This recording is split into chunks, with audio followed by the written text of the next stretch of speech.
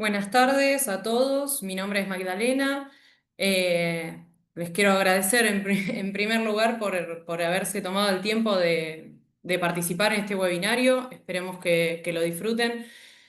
Yo la voy a presentar a Valentina primero. Valentina es médica veterinaria, trabaja con nosotros ya hace 5 años. Ella vive en Entre Ríos y está especializada en bienestar animal y es en el área en el que trabaja.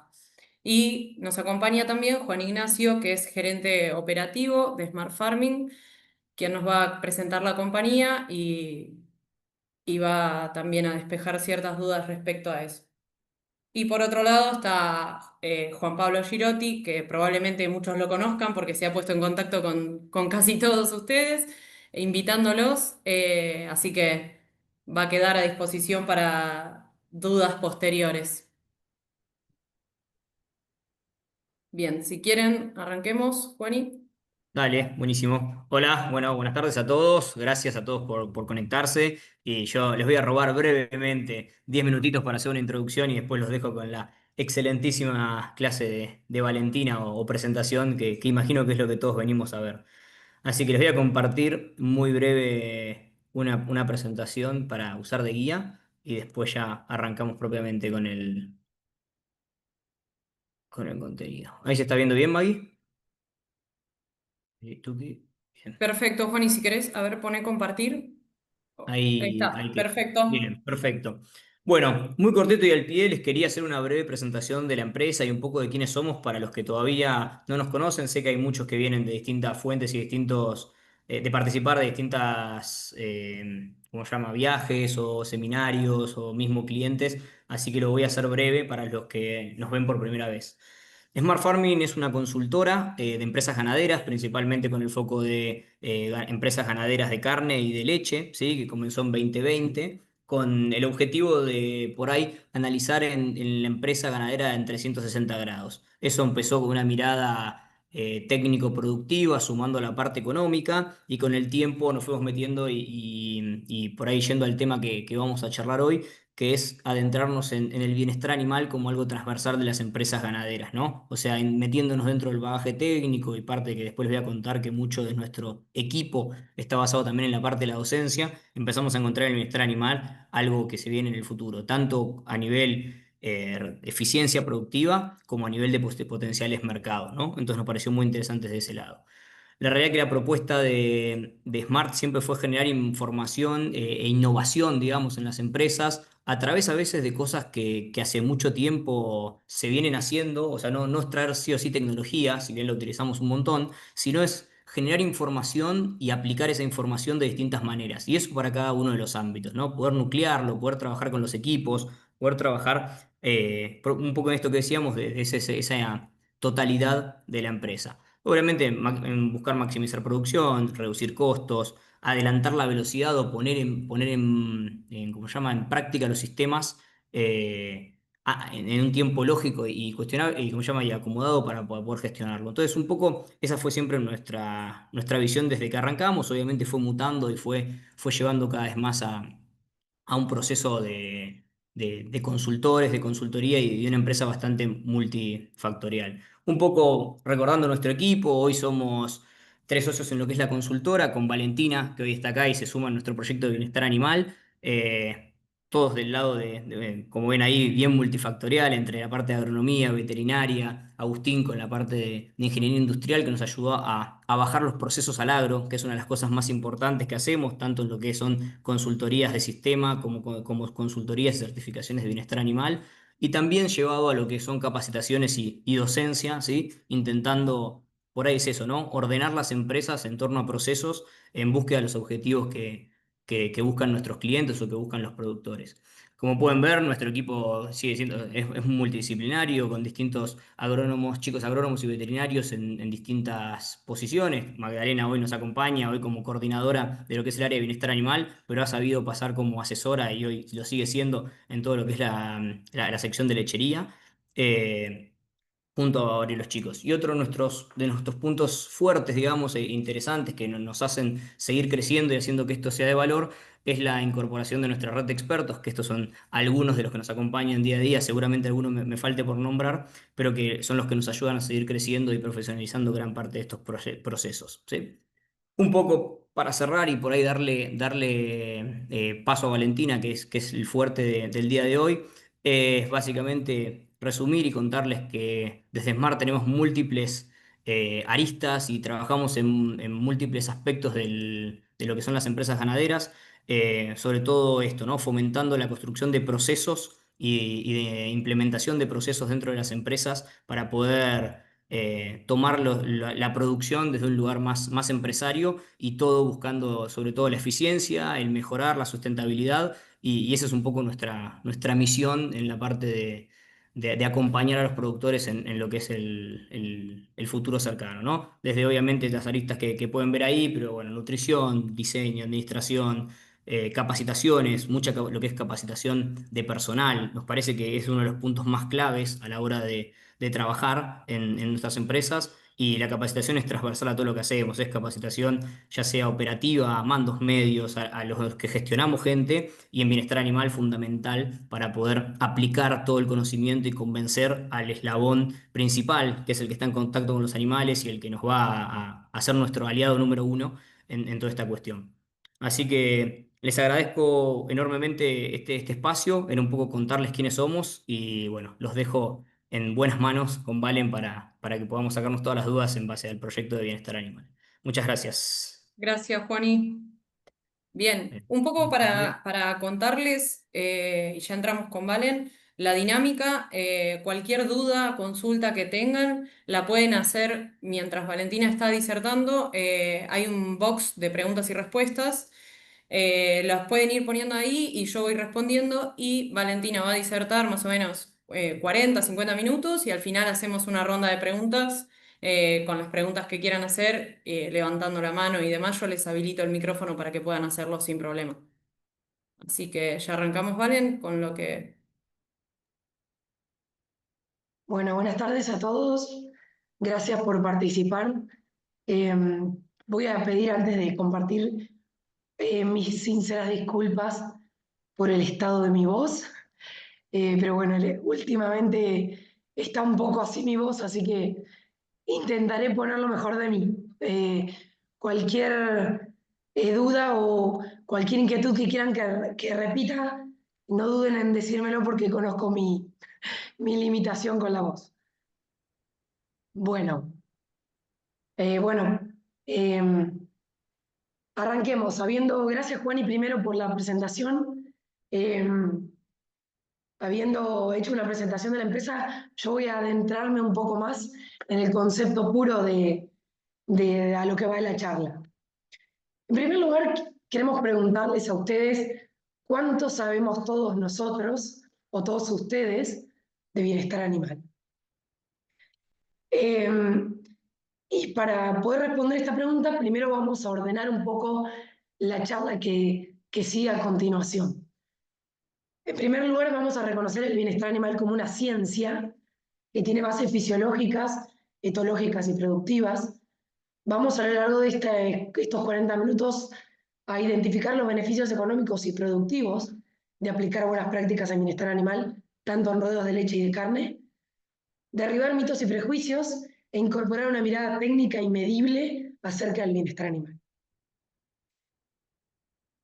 Como primera medida, lo que siempre digo es que debemos cambiar la mirada acerca del bienestar animal. ¿Y a qué nos referimos con esto?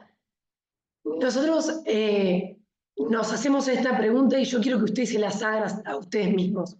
Tenemos un concepto, o la sociedad tiene un concepto, de que el bienestar animal es no pegarle a las vacas, es un tema sensible o un tema delicado, o aumenta el costo productivo en los sistemas de producción, valga la redundancia. Dependiendo a quién le preguntemos acerca del concepto de bienestar animal, por ahí nos responde con alguna de las respuestas a estas preguntas. Y un poco este webinario viene a responder estas preguntas y a tratar de plantearles o proponerles cambiar la mirada del bienestar animal. y traer que el bienestar animal es un campo de estudio que está basado en hechos comprobables, que no tiene connotaciones ni subjetivas ni ideológicas. Nosotros consideramos que es una herramienta técnica que está basada en fisiología, en comportamiento y en productividad, que optimiza la eficiencia biológica y económica de los sistemas, y que un animal en equilibrio produce más y se enferma menos. Entonces, cambiar la mirada nos va a permitir despojarnos por ahí de estas preguntas que nos surgen a veces acerca de un concepto de bienestar animal que tal vez es un poco, está forjado o está construido en base a conceptos viejos o conceptos que hemos escuchado por ahí muy por arriba y que consideramos que es nuestra responsabilidad derribarlos y establecer un nuevo concepto un poco más científico. Y para eso les propongo preguntarle a la ciencia qué dice el bienestar animal, porque la eficiencia del sistema tiene como respaldo a la ciencia. Entonces, ¿qué dice la ciencia? La ciencia nos dice que el bienestar animal es el estado de plena salud física y mental, que permite al animal vivir en armonía con su entorno. ¿Por qué hablamos del estado de salud física y mental y en cómo atamos esto al concepto viejo de bienestar animal? Porque muchas veces pensábamos, hace muchos años atrás, que los animales eran seres autómatas que actuaban por instinto y que no tenían que no tenían emociones, no tenían estados mentales demostrables. Bueno, en la actualidad sabemos que eso no es así. Sabemos que las vacas, como el resto de los animales, pero hoy vamos a hablar específicamente de vacas, sabemos que las vacas transitan distintas emociones, parecidas, bastante parecidas a las de los seres humanos. Emociones como la frustración, como la angustia, como el miedo, y que eso nos ha llevado a pensar que poder intervenir para mejorar o transformar esas emociones nos va a ayudar a producir de una manera mejor. Entonces el bienestar animal nos va a permitir evaluar cómo los animales se adaptan a su entorno, porque básicamente su vida consiste en adaptarse al entorno que los seres humanos le proveemos, y qué costo fisiológico o patológico trae consigo esa adaptación. ¿Cómo podemos medir el bienestar animal y esa adaptación? Midiendo lo que se llaman en bienestar animal indicadores, que pueden ser directos o pueden ser indirectos. Rápidamente, los indicadores directos son aquellos que medimos directamente sobre el animal.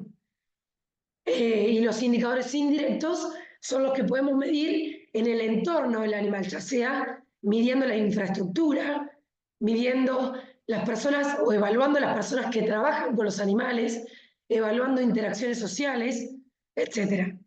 ¿Cuáles son los más conocidos? Las 5 libertades. Hay formas de medir las 5 libertades que tal vez todos escuchamos.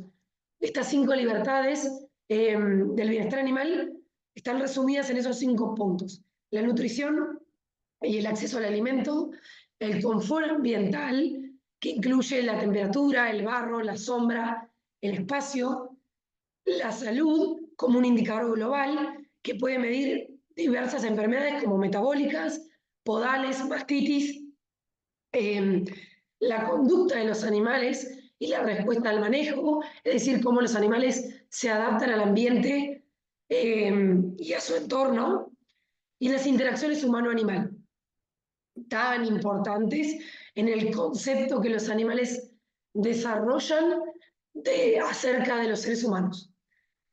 Podemos decir, después de evaluar todos estos indicadores, que un animal en equilibrio fisiológico convierte la energía que consume en producción, en lugar de utilizar esa energía para defenderse o para adaptarse al estrés. Por eso dijimos al principio que evaluar bienestar animal va a permitir evaluar si el animal, si el costo de esa adaptación es fisiológico o es patológico. Si es fisiológico, tal vez el costo no sea tan grande como si esa adaptación incurre en una patología concomitante para el animal. Entonces, más allá de todo el mito que existe detrás del bienestar animal y de decir que el bienestar animal es solamente no pegarle a las vacas, o es solamente usar banderas, o es solamente, no sé, cómo no comer carne, más allá de todos esos mitos, yo les quiero contar qué pasa, por ejemplo, con los rodados de carne, cómo derribamos el mito.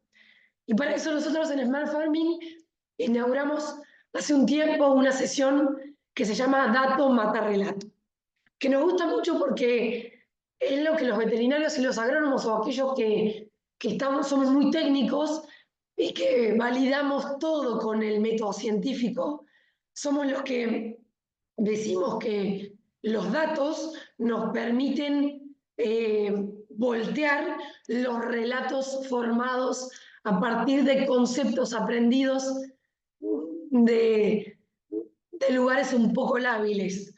Y para eso les quiero traer esta pregunta. ¿Qué pasa con el mito de la carne, del bienestar animal y los rodeos de carne? Fíjense lo que pasa con el estrés y el manejo inadecuado. Por el manejo inadecuado de los animales podemos mencionar que hay pérdidas de peso y de conversión alimentaria que se traducen en mermas o en una reducción en las ganancias de peso de hasta el 30%. Y que el estrés prefaena, sumado al anterior, el estrés prefaena aumenta el pH final de la media res y por ende se traduce en carnes que tienen deficiencias en las características tecnológicas. Es decir, que la carne por un estrés prefaena puede transformarse en carne DFD, lo que significa carne oscura, dura y seca, o carne PSE, que es carne pálida, suave y exudativa. También hay pérdidas por hematomas, que se traducen en aproximadamente 900 gramos como total de la canal. En el caso de los feedlots, el barro puede generar mermas de entre 25 y 40 dólares por animal de pérdidas por ciclo productivo. Entonces podemos decir que gestionar correctamente el bienestar animal en rodeos de carne se traduce en eficiencia y en calidad de producto. Y ahora se los voy a mostrar con algunos gráficos. Entonces, esto es un resumen de por qué decimos que el dato mata el relato. El estrés prefaena, que puede generarse tranquilamente por cualquiera de las dos situaciones que se ven ahí a continuación, me muestran que los animales, por ejemplo, mal transportados, bueno, la foto de la derecha es un poco exagerada tal vez, pero me está dando un indicio de que si bien es una situación un poco exagerada, el hacinamiento o los animales, los camiones sobrecargados generan estrés prefaena. Lo mismo me genera, el mismo nivel de estrés prefaena me genera el arreo con perros, el arreo con picanas, el arreo en vez de a pie y al ritmo del animal, el arreo corriendo a los animales. En un día que hace mucho calor, al rayo del sol, 15 minutos antes de cargarlos al camión. Todas esas situaciones generan estrés prefaena. ¿Y qué pasa con el estrés prefaena?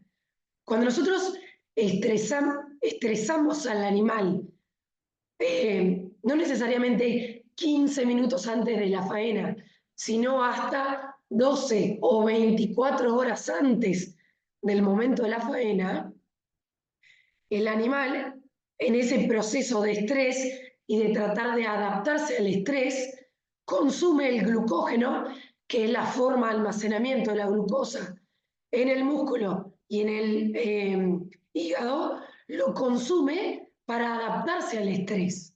Entonces, ¿qué ocurre con el músculo? Yo nombré dos, pero hay tres lugares en donde se almacena glucógeno en el organismo. El músculo, el tejido adiposo y el hígado. En este caso vamos a hablar del músculo porque estamos hablando de carne. Entonces, cuando el organismo almacena glucógeno en el hígado, es para mantener el organismo activo, digamos. Cuando el animal se estresa previo a la faena, ese proceso de estrés genera que el glucógeno almacenado en el hígado se agote. Pero ¿cuál es el problema de todo esto? Que durante la faena, cuando el animal es sacrificado, el músculo para transformarse en carne debe, una vez que se corta la irrigación sanguínea, debe empezar a utilizar, para poder mantener el metabolismo del músculo, debe empezar a utilizar la glucólisis anaerobia. Y a partir de esa glucólisis anaerobia, que es la forma en la cual el músculo quema el glucógeno, empieza a acumular ácidos en el músculo. ¿Qué ácido es el ácido láctico, por ejemplo? Ese ácido láctico va a generar que el pH del músculo se reduzca. Pero ¿qué ocurre? Como nosotros, por el mal arreo, por el mal transporte, nos gastamos, generamos que el animal se gaste el glucógeno almacenado en el hígado, al animal no le queda más glucógeno para metabolizar, por ende no hay ácido láctico suficiente, por ende el músculo no se acidifica lo suficiente, y si el músculo luego de la faena no se acidifica lo suficiente, el músculo no se transforma rápidamente en carne. Para transformarse en carne, el músculo debe pasar por un proceso de ablandamiento, dejar de estar en rigor mortis, que es cuando se queda como duro, cuando el animal recién se muere, para resolverse ese rigor mortis y aflojarse y que la carne vuelva a ser friable, vuelva a ser tierna, vuelva a ser jugosa.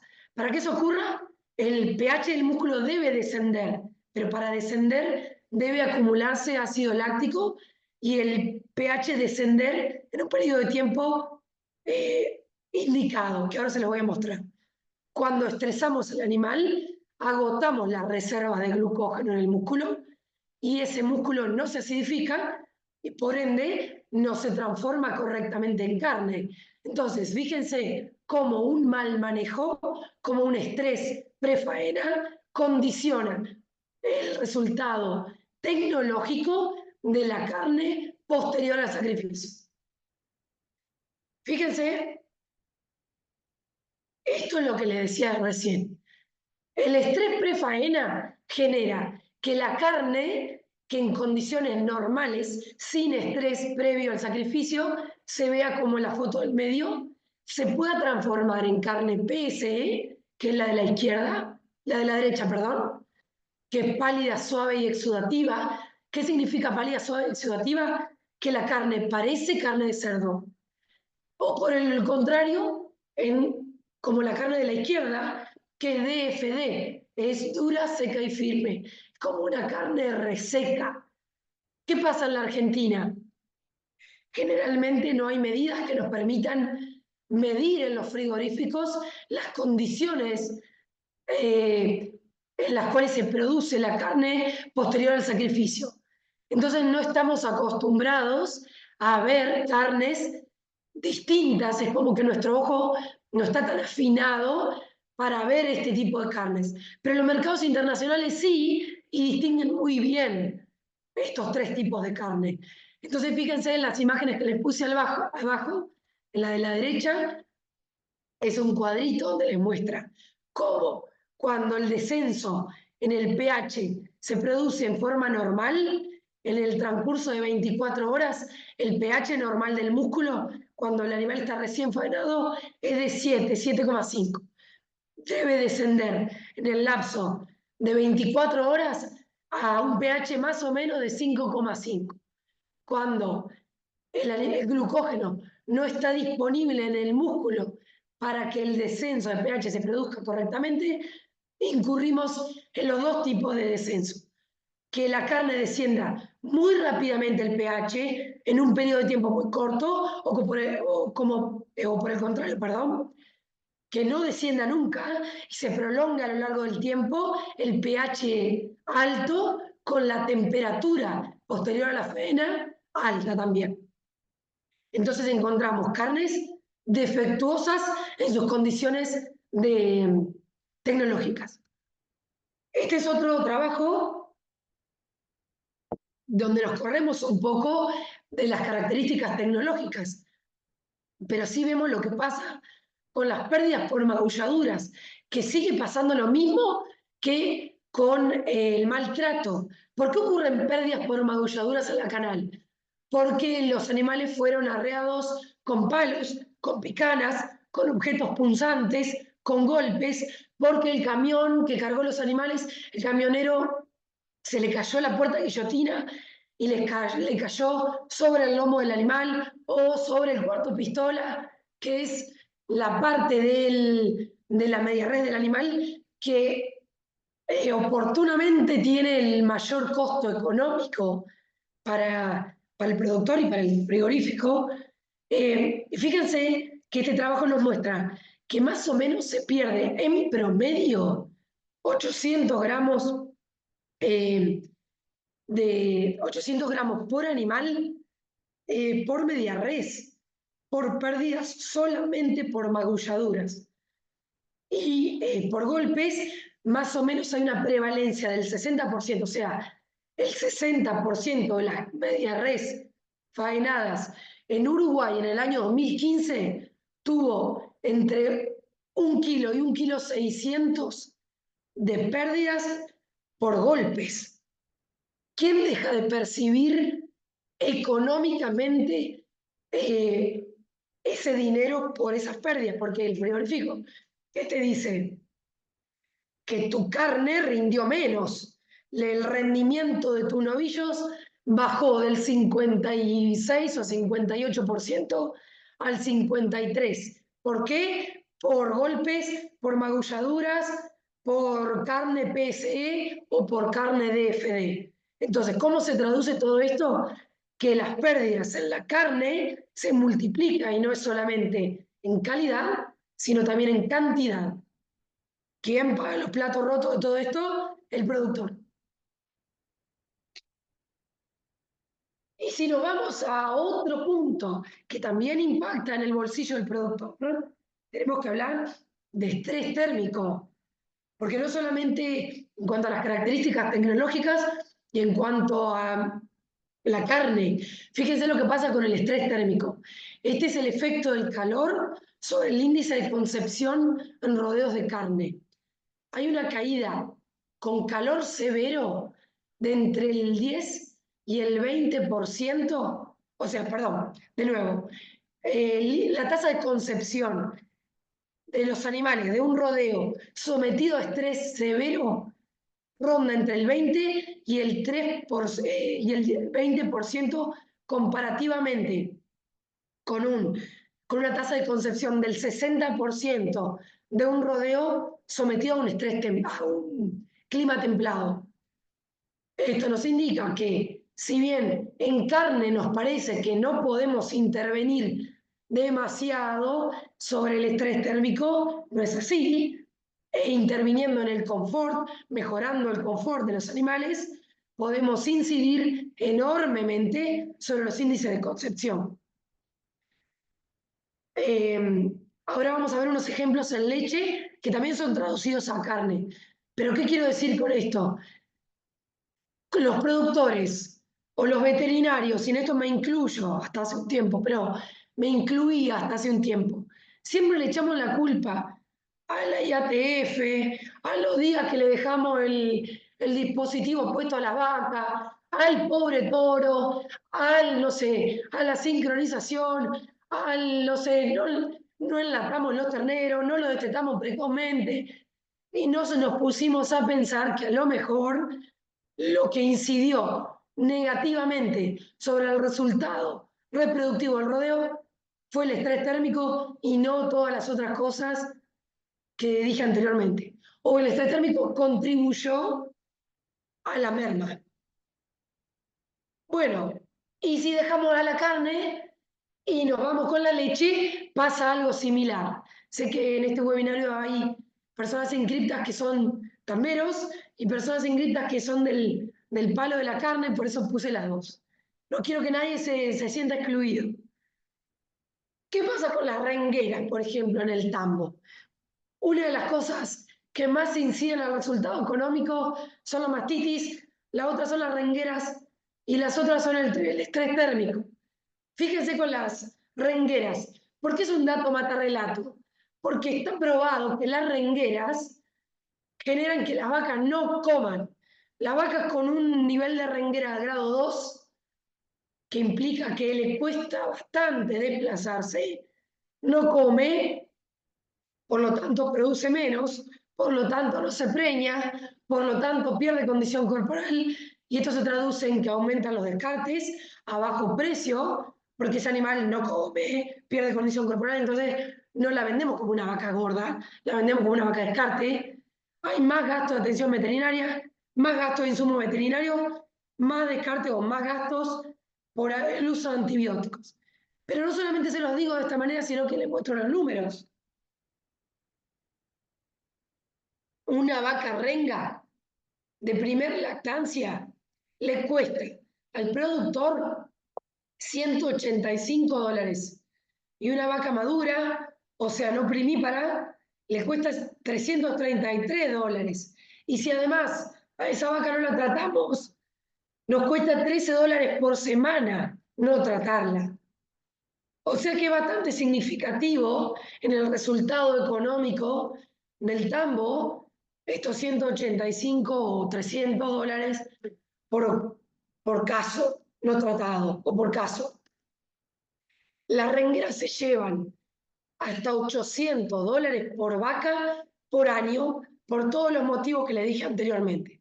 Por más atención veterinaria, por baja producción, por descarte a bajo costo, etc. Pero salgamos de las rengueras. Vamos a hablar de las mastitis.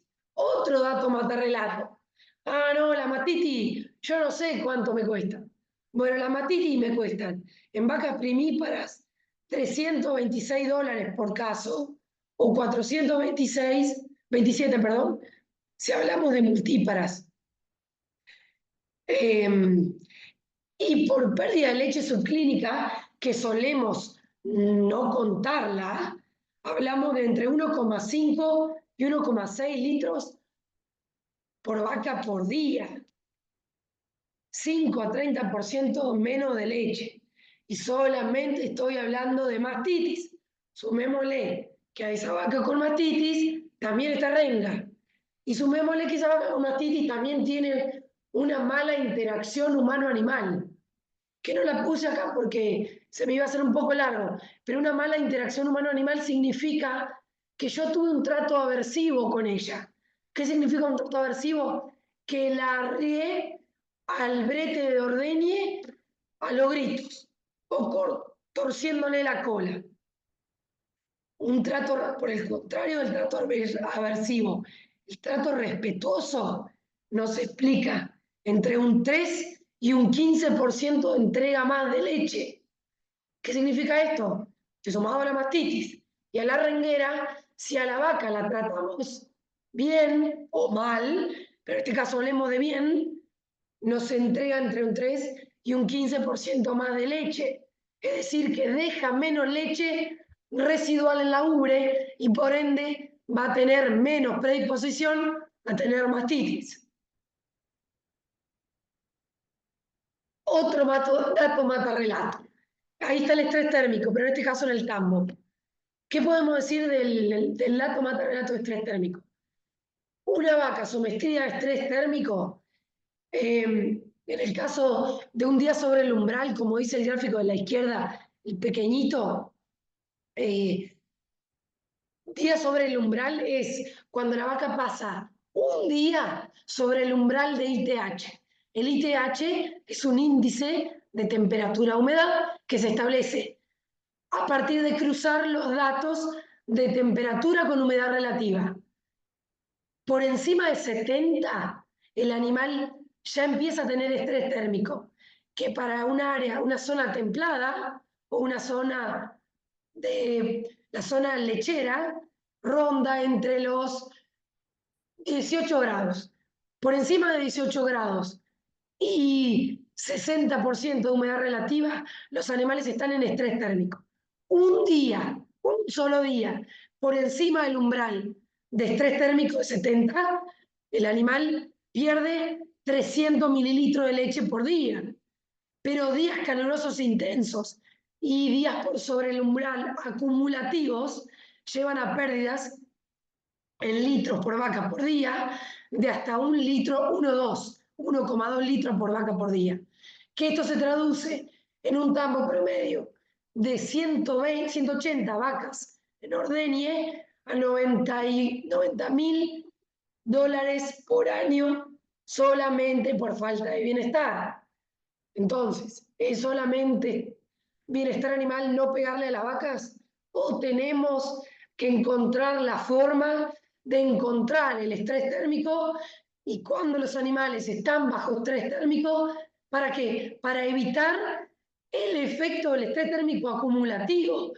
Porque un día que la vaca lechera esté con estrés térmico, no es que no pasa nada, porque ahí ese estudio nos muestra que pierden leche, pero si es acumulativo pierden mucho más leche.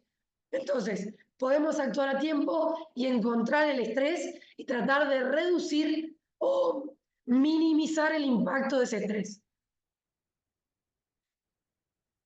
Este es otro trabajo que nos muestra que el estrés térmico no solamente se traduce en mermas en la producción de leche, porque en el cuadro de la derecha, por ejemplo, nos muestra cómo las pérdidas fetales aumentan, las pérdidas fetales tempranas, que es lo que les decía hoy en los rodeos de carne. Fíjense cómo las pérdidas fetales tempranas aumentan cuando el ITH máximo está dado entre los 31 y los 30 días de gestación. O sea, en el primer trimestre de gestación, los animales que están sometidos a estrés térmico tienen porcentajes de pérdida fetal temprana mucho más alto que aquellos que no están sometidos a estrés térmico. Esto es válido para rodeo de carne y rodeo de leche. También el ternero de los pesos de los, perdón, el peso de los terneros al nacer, cuando las vacas están con sombra o sin sombra.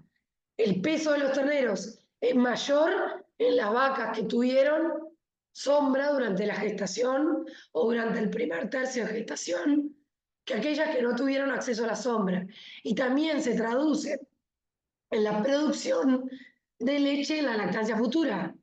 Y también, si sigo, también hay datos en donde me muestran, fíjense, en la inseminación artificial por concepción y las preñeces al primer y segundo servicio, cómo aumentan en los casos en los cuales los animales están sometidos a refrigeración. ¿Qué quiere decir refrigeración en este trabajo? Los animales que tuvieron ventiladores y aspersores durante el preparto. Perdón por mi voz. Otra vez. Vuelvo a repetir lo que dije en la diapositiva anterior. ¿Por qué es un dato matarrelato? Porque un tambo promedio pierde 90.000 dólares por año por falta de bienestar.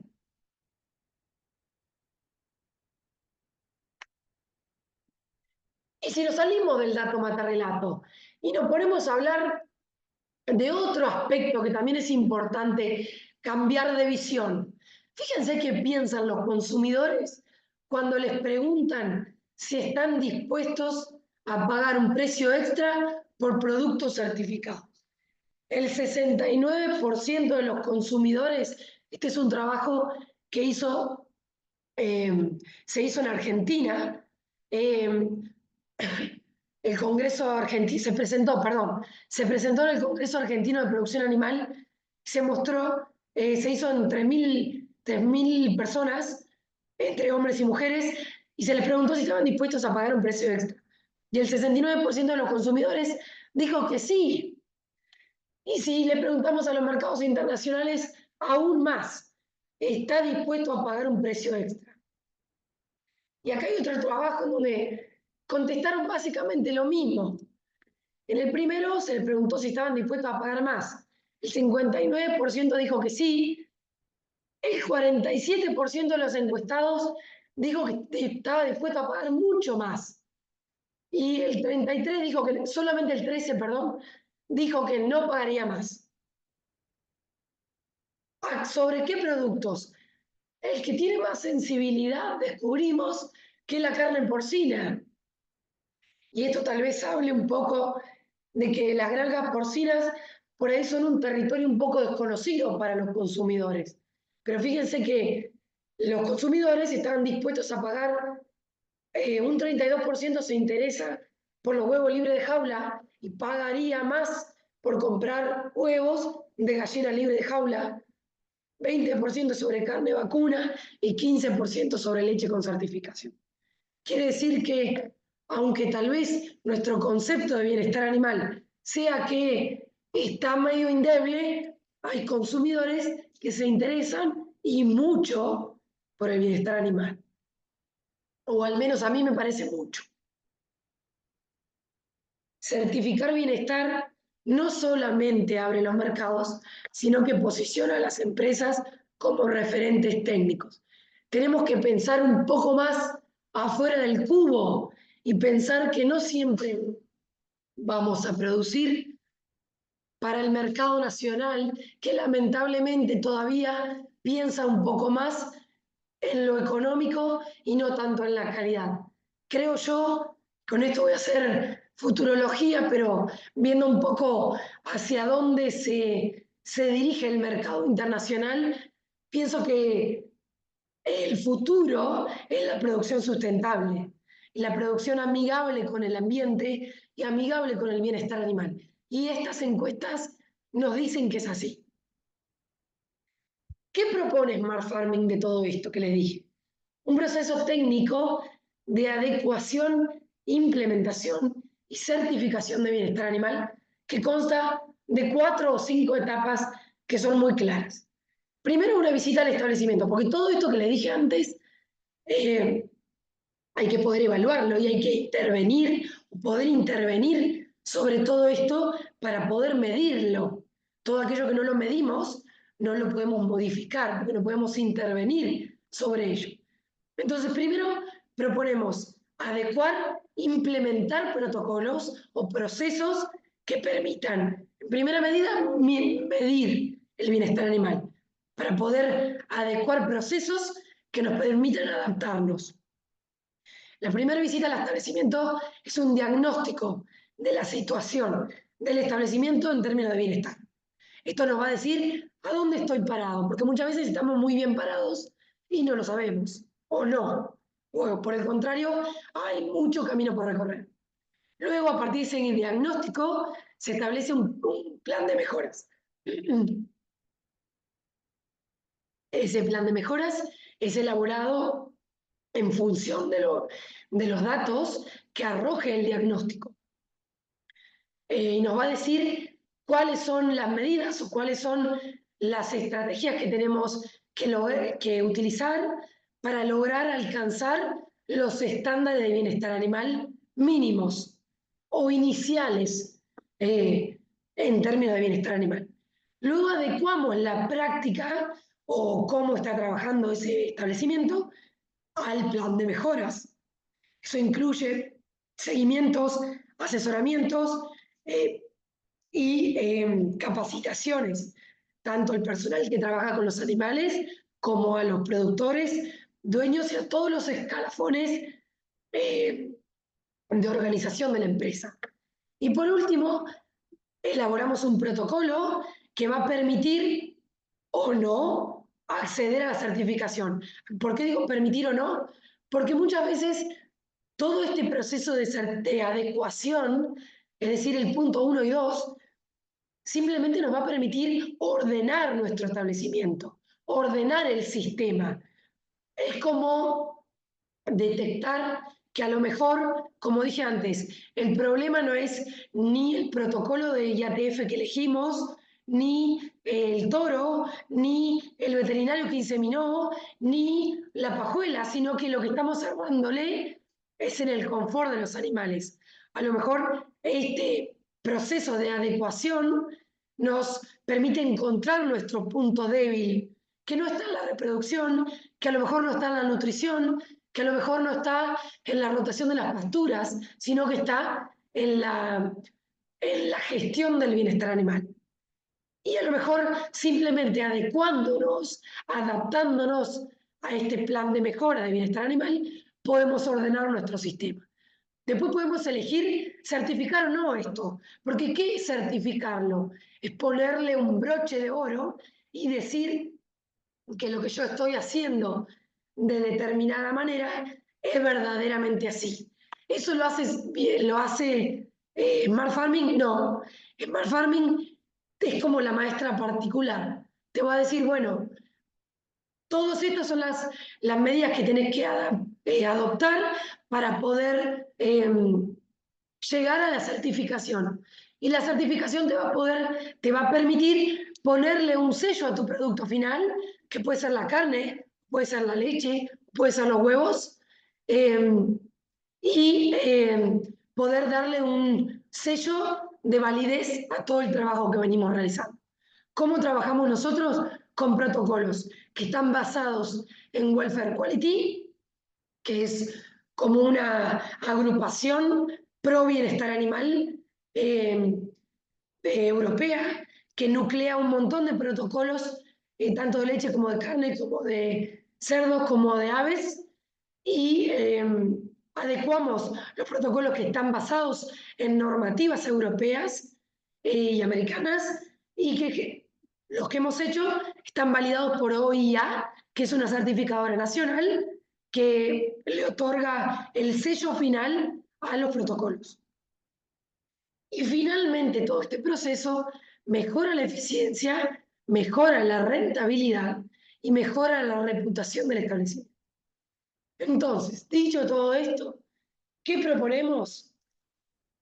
Finalmente, después de todo lo dicho, ellas, más que yo, les pregunto a ustedes, ¿cambiamos la mirada del bienestar animal?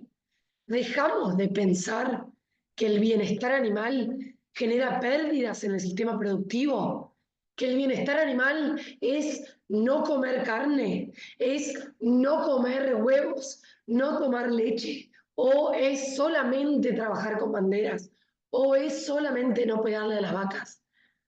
Nosotros, a partir de todo esto que hemos estudiado y que hacemos, encontramos una nueva definición de bienestar animal que nos gusta mucho, que es esta, que la quiero compartir con ustedes. Y es que el bienestar animal es la solución a las demandas productivas, éticas y sociales.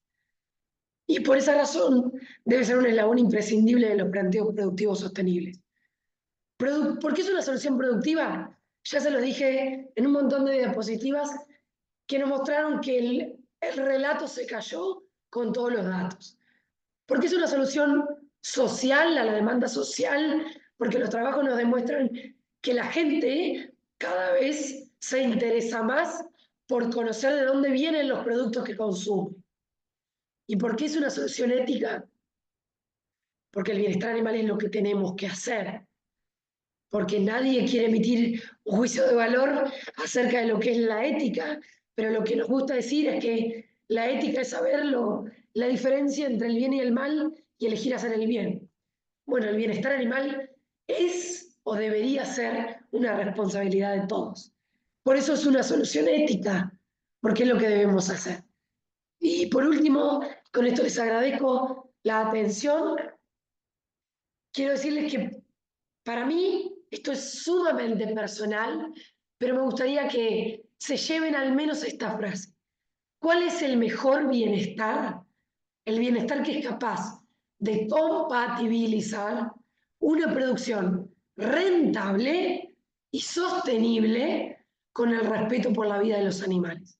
Porque no es ni un extremo ni el otro. No tenemos que dejar de comer carne, ni dejar de tomar leche, ni dejar de comer huevos en pos del bienestar animal.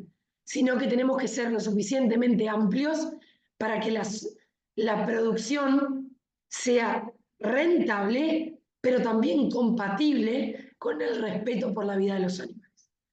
Así que con esto concluyo, espero sus preguntas y bueno, les agradezco por su atención. Bien, muy bueno, Valen. Los dejo, les dejo este QR, que es, si lo quieren escanear, mientras hacemos las preguntas y demás, lo va a llevar a Juan Pablo Girotti, que es nuestro agente comercial y que los va a asesorar un poco si quieren saber más de nosotros, cómo comunicarse con nosotros y bueno, cómo acceder, si quieren, a toda esta presentación, a los trabajos. Está abierto a todos, así que bueno, les agradezco por su atención. Buenísimo, Valen. Bueno, si querés, toma un poco de agua y descansa la boca. Y yo te voy a leer algunas preguntas que hay en el chat. En el momento que estabas presentando las pérdidas económicas por golpes en la canal, Nicolás pregunta, ¿entonces habría que marcar los animales 48 horas antes de cargarlos a destino o faena?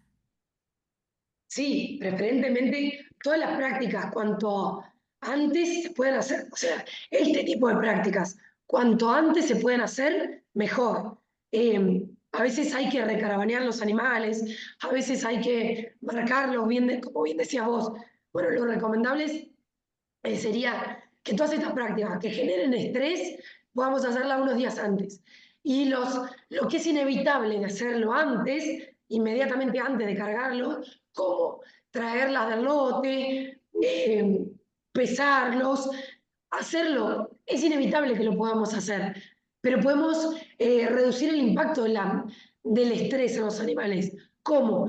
Hacerlo tranquilo, con tiempo, con el mayor silencio posible. Siempre recuerden, el arreo yo al ritmo del animal y no la vaca a mi ritmo. No con la camioneta, no con la moto, preferentemente despacito, en un horario que no haga mucho calor, con una bandera, sin golpes, sin pincharle los cuartos o los lugares en donde más, que sobre todo son los cortes de carne de mayor valor.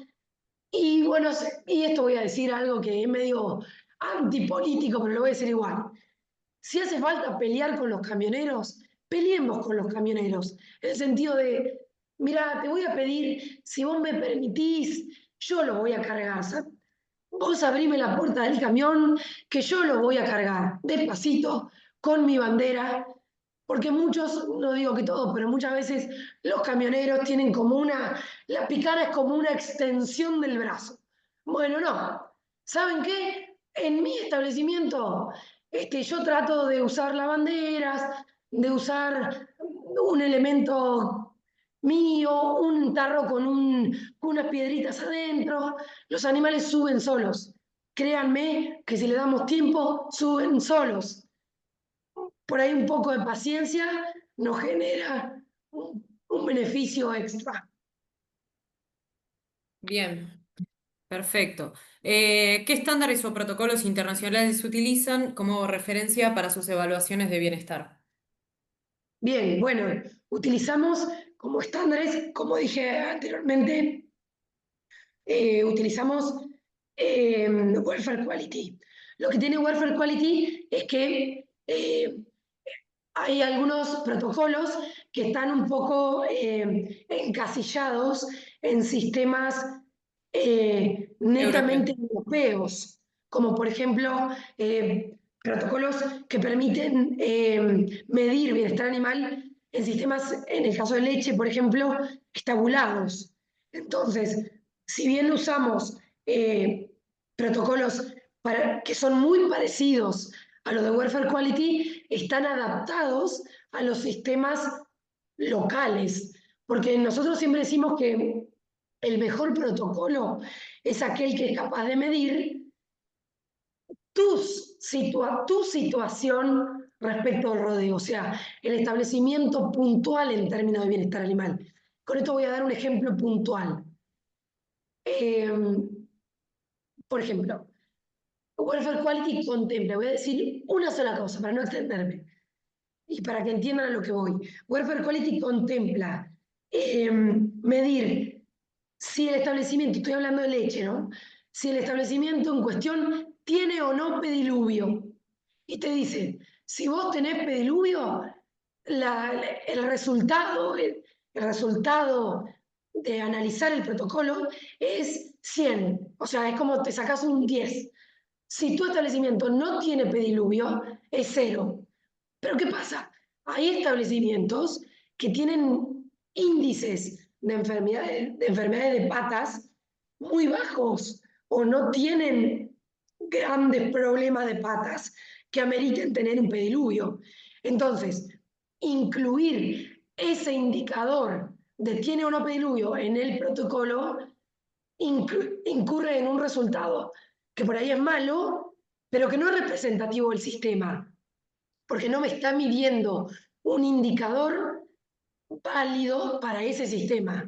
Prefiero preguntar en ese tambo, ¿cuál es tu índice de enfermedades de patas? Y si está por debajo del 3%, ese indicador me habla mucho más del tambo que decir si hay o no pediluvio.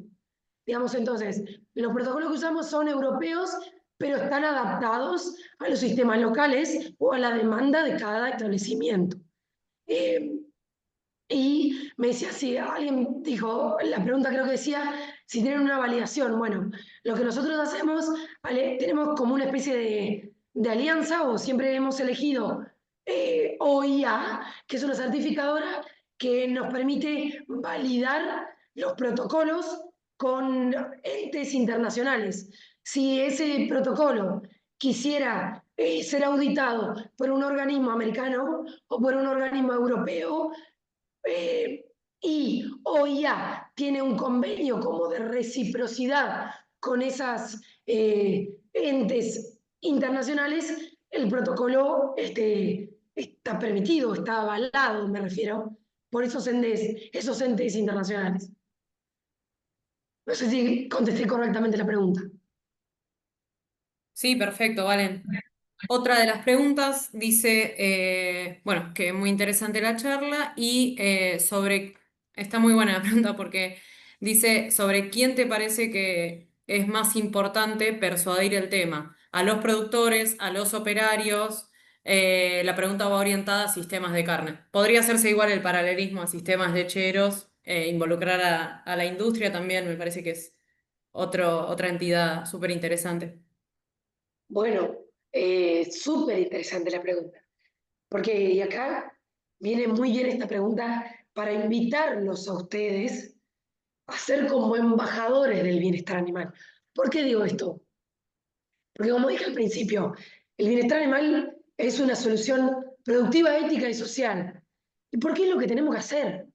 Digamos, sobre quién es más importante enfocar? Yo diría que sobre todo los eslabones. No sé si quien me hizo la pregunta es un productor, si es un veterinario, si es un dueño de una industria. Digamos, deberíamos poder incidir sobre todo. Si de hecho en Smart Farming tratamos de incidir sobre todos. ¿Por qué? Porque el productor tal vez es el que más pierde en todo este proceso, porque es el que en el caso de carne, que preguntaron, es quien se lleva toda la pérdida económica. Pero ¿hasta cuándo eso va a ser así? Hasta que los mercados internacionales le exijan a los frigoríficos que la carne esté certificada. Es decir, el día que la carne tenga que salir de la Argentina con un sello de bienestar animal, no solamente va a ser el productor el que va a perder por no implementar prácticas de bienestar animal, sino que el frigorífico también. Y de hecho la buena noticia es que los frigoríficos ya están empezando a implementar procesos de bienestar animal y adecuando los procesos, porque hay mercados internacionales como China, aunque no parezca, que están empezando a exigirlo. Los mercados europeos, ustedes saben que todo lo que tenga que ver con la sustentabilidad y con el bienestar animal ha crecido mucho a lo largo del tiempo. Entonces cada vez más se hace presión sobre eso. De hecho, hasta hace muy poquito creíamos que a principio del año que viene, del año 2026, no íbamos a poder vender más carne a Europa si no estuviese certificada como libre de deforestación. Bueno, mi percepción es que falta muy poquito tiempo para que la Argentina no pueda vender más carne a Europa si no está certificado de bienestar animal, porque es lo que hay que hacer, porque es lo que los mercados internacionales quieren. Quieren que la carne venga libre de deforestación y quieren que tratemos correctamente los animales. Entonces, ¿dónde tenemos que hacer hincapié? Sobre el productor, sobre el transportista, que es como un gris ahí en el medio, sobre el que nadie habla, pero sobre el que nosotros, productores, veterinarios y asesores, debemos empezar a hablar, y también sobre el industrial, que en este caso es el industrial que le recibe la leche al productor de leche o el frigorífico que recibe la carne. El día que todos los eslabones se pongan de acuerdo, lógicamente que esto va a ser una realidad. Pero bueno, no sé si contesté tu pregunta. Mi consejo es que nuestro granito de arena tiene que hacer presión sobre algo. ¿Sobre qué podemos hacer? Bueno, yo voy a empezar a garantizar, certificándolo o no, pero voy a empezar a trabajar sobre esto para que al menos, si no me pueden pagar más sobre la carne o la leche que produzco, si la industria no me quiere pagar más, que no me pague más. Pero yo conozco hoy en día que invertir en bienestar animal no es solamente porque me paguen más la leche o la carne, sino que el beneficio también es productivo, porque también voy a producir más leche o mejor carne. Entonces, el día que me paguen más, el beneficio va a ser extra. No sé si contesté correctamente. Bueno, Bien, de paso aprovecho, Valen, para recordar que si alguno quiere hacer la pregunta, puede levantar la mano y le abro el micrófono. Otra de las preguntas, ¿cuánto tiempo lleva los protocolos, o sea, la elaboración y implementar para poder certificar? bien, bueno, está buenísima la pregunta. Y eso, a ver, es variable dependiendo del establecimiento en cuestión. ¿Por qué? Eh, Porque depende de la situación inicial a partir de la cual partamos.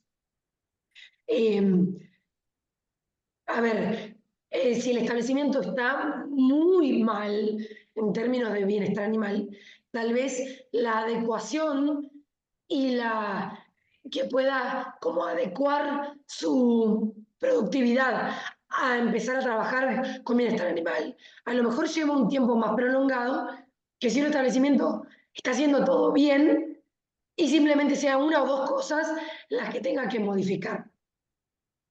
Para nosotros, para nosotros me refiero a Smart Farming, la visita al establecimiento es un día, un solo día, salvo que sea un establecimiento enorme, ¿no?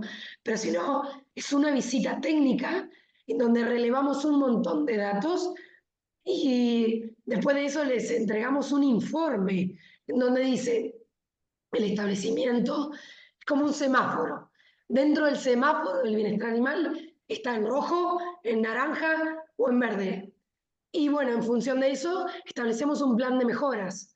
Y ahí es como un poco más fácil de visualizar cuánto tiempo lleva la adecuación, porque incluye la capacitación de la gente. A veces depende si hay que hacer mejoras en infraestructura o no. Hay establecimientos que no hay que hacer mejoras en infraestructura, es simplemente cultural. ¿Y a qué me refiero con lo cultural? Es que simplemente hay que hacer capacitación al personal, en el sentido de enseñarle cómo trabajar con los animales, cómo es la correcta interacción entre el humano y el animal. Bueno, es un poco variable, pero depende básicamente del establecimiento. Eh, y el protocolo, ¿cuánto lleva el proceso de certificación? Oh, Maggie, ¿me repetí la última parte de la pregunta? ¿Y cuánto tiempo lleva la implementación?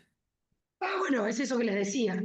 Por ahí está superditado a qué haya que hacer en el establecimiento. Siempre a veces es sencillo porque es 100% de manejo, eh, sobre todo en rodeos de cría. Generalmente las adecuaciones son cuestiones de manejo y no tanto de infraestructura. Entonces es un poco variable. Pero bueno, podemos contarles un poco más. Nos escriben y nos reunimos y les contamos un poco más de esto del tiempo porque por ahí genera muchísimas dudas. Bien, si querés, Valen, vamos con dos o tres más. Michelle, Ahí Lucila quiere hablar, así que bien, ya podés desmutearte. Ahí está. Ahí se escucha, creo, ¿no? sí, Bien. Claro, eso yo también, yo no estoy pudiendo ver las preguntas que hacen en el chat, me llegan tarde.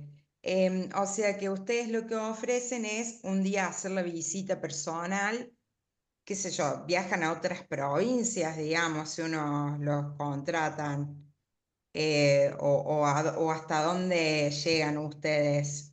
sí, Lucía, te contesto. Mira, qué buena tu pregunta porque no quise hacer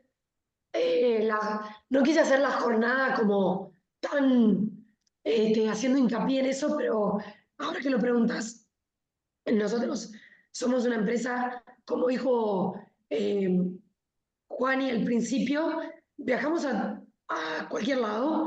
De hecho, hay tres tambos certificados eh, por nosotros en el país. El primer tambo certificado de bienestar animal en el país es en Entre Ríos, el segundo es en Córdoba, perdón, Santa Fe, y el tercero es en Buenos Aires.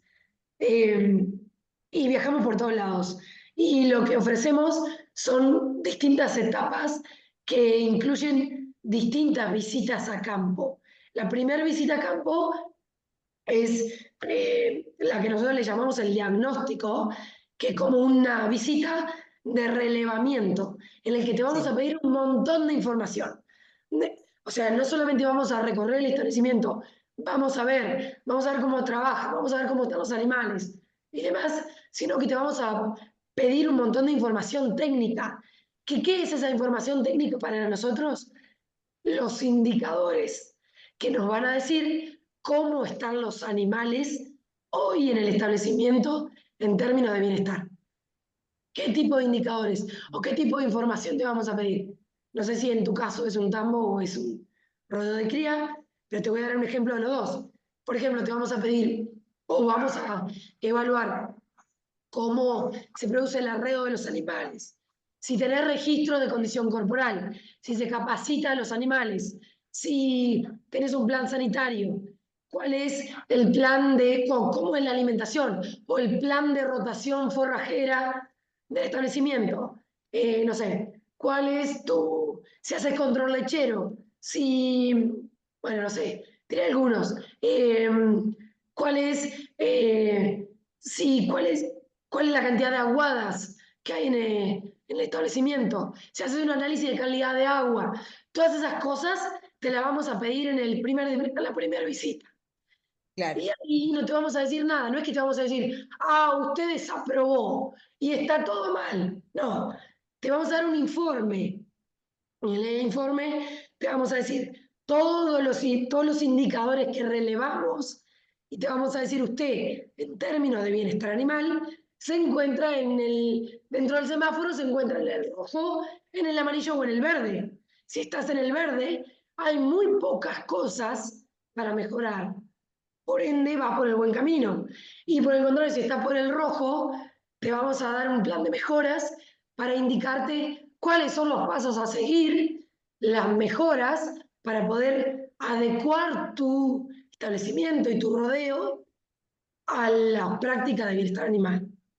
Sí, y por eso uno empieza el plan ese de acuerdo a, depende por eso, cómo estés situado, pero una vez que te encaminaste, después ustedes nos acompañan en el proceso de certificación con esta empresa, ¿cómo es? Oya, sí, Olivia, oya. Bien, em, y eso sí. después, o sea, Nosotros los acompañamos hasta el fin del proceso. El proceso culmina con la certificación o no. Por eso, ¿a qué me refiero con culmina con la certificación? Te voy a poder hacer un paralelismo. Nosotros acompañamos el proceso hasta el desarrollo del protocolo. ¿Por qué? Creo que hay uno de los miembros de OIA que por ahí, si quiere después, puede hacer cortita una explicación mejor de esto. Ahí está Eh, Federico, Valen. Lo voy a bien, habilitar para que pueda hablar. dale, yo termino de explicarle primero el proceso que nos incluye a nosotros. Nosotros te acompañamos en todo el proceso, porque lo que hacemos es desarrollar el protocolo. El protocolo te va a permitir medir o va a permitir que la certificadora, sea OIA o cualquier otra certificadora, pueda evaluar el bienestar animal. Porque, ¿qué pasa? Si vos llamás a una certificadora para que te evalúe bienestar en el animal en el establecimiento, te va a decir, bueno, pero ¿qué protocolo querés auditar? Y ahí, porque no sé cómo, qué es un protocolo. Bueno, el protocolo lo hacemos nosotros. Y lo que tiene el protocolo incluido son los indicadores, perdón, de nuevo, los indicadores que te van a permitir medir por vos o por la certificadora que las aguadas están bien dimensionadas, que los animales se arrean correctamente, que la condición corporal de los animales es correcta, no sé, que los porcentajes de vacas rengas no superan el porcentaje óptimo o permitido. Te va a permitir que cualquier persona venga y audite tu establecimiento, tus condiciones de trabajo respecto al bienestar animal. Porque, ¿qué pasa? Vos podés decir que trabajás con bienestar animal. Ah, bueno, sí, pero yo lo digo, pero sí, pero ¿cómo sé que es verdad? Bueno, mirá, ¿sabés cómo sabés que es verdad? Yo tengo un protocolo que me hizo Smart Farming, que mide mis condiciones de bienestar animal, y una certificadora X, que no es Smart Farming, ni soy yo, vino con un auditor externo y me dijo que es verdad que las vacas se arrean así, que es verdad que tienen un plan sanitario, que es verdad que tienen estos números. ¿Me entendés? Es como que la certificadora valida el trabajo que vos haces, valida que el protocolo se cumple y es representativo de las condiciones del sistema. No sé si me explico. sí, sí, perfecto. Bien. Pero Sí. vuelvo para atrás un poquito. Vos podés elegir certificarlo o no. Porque, ¿qué dije? Hoy, certificarlo te va a permitir que vos puedas vender la carne con un sello. Porque la certificadora te va a dar un sello de calidad. Es como lo de orgánico. Cuando un establecimiento no alcanza con decir que es orgánico, tiene que llamar a una certificadora que le dé el sello de orgánico para poder vender, por ejemplo, la yerba con el logo de la hojita de orgánico. En el caso de bienestar animal, todavía no hay un mercado, por eso dije en la presentación, todavía no hay un mercado que te pague la carne extra con bienestar animal. No hay un frigorífico al que vos vayas y le digas, che, yo tengo un certificado de bienestar animal y mi carne, mis novillos, provienen de un establecimiento certificado de bienestar animal. El frigorífico te va a pagar 6.000 pesos la carne, igual que al otro que no está certificado. Hoy, 10 de noviembre, te va a pagar lo mismo. Pero créeme que mañana o pasado mañana no te va a pagar lo mismo. Pasado mañana, y esto lo digo figurativamente, pasado mañana, los establecimientos que cuenten con una certificación de bienestar animal van a estar por encima del resto, porque la certificación de bienestar animal o de lo que sea le otorga al producto primario un atributo de calidad. La leche con bienestar animal o la carne certificada con bienestar animal no es igual que la otra leche. Lo que pasa es que todavía no hemos podido en la Argentina, quiero Sí. repetirlo, en la Argentina, no así en Chile, no hay que irse a Europa para verlo. Chile, en Uruguay, ya se ve, ya hay productos diferenciados, pero todavía acá no nos pagan extra. Entonces, ¿qué es lo que tenemos que capitalizar hoy? Que productivamente vamos a obtener un beneficio económico. Vamos a producir más leche o carne de mejor calidad. Pero Sí. créanme que pasado mañana los mercados internacionales nos van a pedir carne certificada o leche certificada. Hoy en la Argentina, y con esto termino la pregunta, hoy en la Argentina hay quesos del primer tambo que certificó con nosotros Bienestar Animal, hay quesos que tienen en la etiqueta un sello de bienestar animal. O sea que si cualquier argentino quiere ver que el queso proviene del tambo bienestar animal, lo puede comprar. Y el queso vale lo mismo que otro que no está certificado. Sí.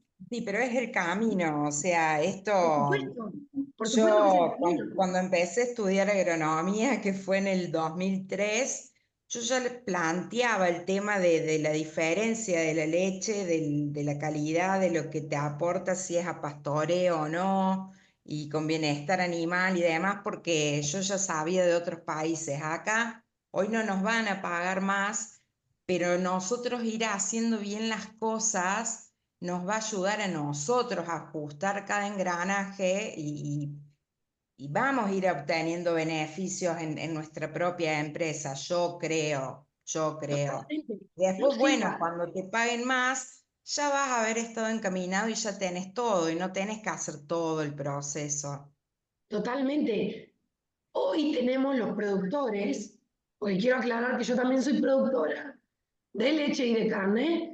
Hoy los productores tenemos que capitalizar el beneficio productivo de trabajar con bienestar animal. Pero el día de mañana vamos a capitalizar el beneficio económico de vender la leche o la carne mejor. De eso tenemos que estar convencidos. El mercado futuro va por ese camino. Aquel Sí. que no lo comprenda, entiendo yo, que va a quedar fuera del sistema. Es Sí, de así. hecho, Milton en el chat pone, soy Gracias. de Uruguay y doy fe que acá ya hay productos certificados, lácteos, carne y huevos. Así que Gracias, no es Milton. Me solamente... manda que se haya conectado de Uruguay. Y Renzo pregunta qué plan se podría hacer sobre los transportistas o trabajar junto a la policía para verificar si viajan en correctas condiciones, porque pasa mucho tiempo, pasa mucho de la institución, se trabaja mucho para que tengan un buen bienestar y cuando salen del establecimiento, mi Dios, pobres animales. Bueno, por eso dije que tenemos que ser todos embajadores del bienestar animal, porque no hay muchos métodos. Digamos, nosotros como Smart Farming hemos adoptado la política de la evangelización. Y perdonen que lo diga así, pero es así. Y esto incurre en invitamos a los transportistas que conocemos a participar de esta charla. Tratemos de nosotros productores, de decirles a los transportistas cuál es el beneficio de transportar bien o mejor o peor a los animales, digamos, y en esto voy a ser medio pesimista, pero hasta que los transportistas no perciban o formen parte de la merma en la producción, en lo que genera el transporte, o sea, ellos intervienen enormemente, por más que en muy poquito tiempo, pero intervienen enormemente en la calidad de la media res. Y no se lleva ningún beneficio ni ningún prejuicio por transportarlo bien o mal. Es decir, si cobran 1.000 pesos por transportarlo del punto A al punto B, con picana, parando al rayo del sol y yendo a 130 en la ruta, frenando a toda velocidad, y que los animales se azoten contra una punta o se azoten con la otra, o transportándolos tranquilos, teniendo precauciones de cuándo frenar, teniendo precauciones de cuando frenan para ir al baño, parar el lugar a la sombra, cargarlos despacio, no usar picana. Igual cobran 1.000 pesos. El día que eso cambie y que ellos sean partícipes de la merma en la productividad de esa media res, yo creo que van a tomar cartas en el asunto. No quiero generalizar a todos, pero lo que mueve la aguja de todo esto es económica. Por ende, mucho más aún, cuánto nosotros, productores, técnicos y ciudadanos y consumidores, cuánto nosotros hagamos fuerza para que esto cambie, va a marcar la diferencia. Y con esto, lo último, quiero la presión también tiene que venir sobre los organismos oficiales, que son los encargados de regular y reglamentar todas estas cosas. Tenemos un ente de regulación sanitaria que debe cumplir y hacer cumplir el bienestar animal en el proceso primario, en el transporte, en la faena y manufactura de los animales. Porque la trazabilidad del producto empieza del momento en el que nacen y termina en la góndola del supermercado. Y en toda la trazabilidad interviene el ente de regulación sanitario nacional. Por ende, consumidores, productores y técnicos debemos hacer presión para que las cosas empiecen a no estar atadas con alambre en la Argentina y se empiecen a funcionar un poco mejor. Bien, bueno, excelente, Valen. Gracias por toda la presentación y por el tiempo. A todos los que participaron les vamos a estar enviando un mail con un archivo, con un brochure que tenemos con toda la información y no duden en consultar cualquier duda, pregunta o cuestión que haya quedado pendiente y haya surgido posterior a la charla. Estamos a disposición, tanto Valentina, Juan Pablo, yo, para responder cualquiera de esas dudas. Esperamos hayan disfrutado y aprendido mucho. Muchas gracias. Agradezco yo a todos por su atención y no duden en consultarnos. Ninguna pregunta ni ninguna consulta es tonta ni no pasa nada. Estamos a disposición, estamos